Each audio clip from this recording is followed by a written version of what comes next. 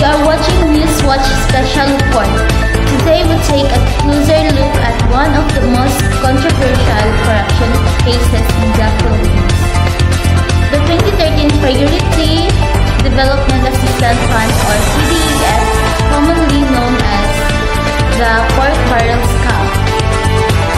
This scandal involved lawmakers who allegedly redirected public funds to paid non-government organizations linked to generating funds instead of supporting real projects and communities. Millions of pesos were misused for personal gain. The case became a strong reminder of how important honesty and transparency are in government service. Ethically, the PDF scam is a serious breach of public trust. Government officials are expected to use funds for development projects. Yet in this case, the money was diverted to fake NGOs in exchange for kickbacks. This clearly shows corruption, abuse of authority, and lack of accountability. Financially, the impact was significant. Funds meant for health, education, and infrastructure were lost.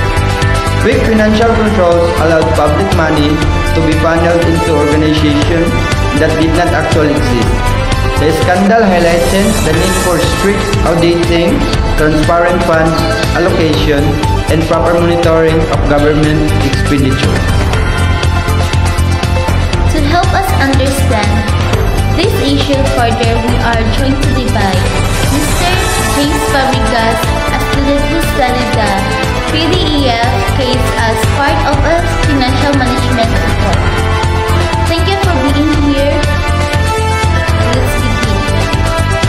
What important financial management lessons can we learn from the PDEF scam? The PDF scam teaches several lessons. First, transparency must always be prioritized. Government funds should be traceable. Second, we need strong internal controls to prevent misuse of funds. Third, accountability is important. Officials must face consequence for wrongdoing. Fourth, the government should evaluate NGOs properly before releasing funds. And last, public monitoring should be encouraged on citizens can help ensure funds are used properly. How does corruption like this affect ordinary Filipinos? Well, corruption happens when services become limited. Money that should be used for schools, hospitals, and community projects goes to personal pockets.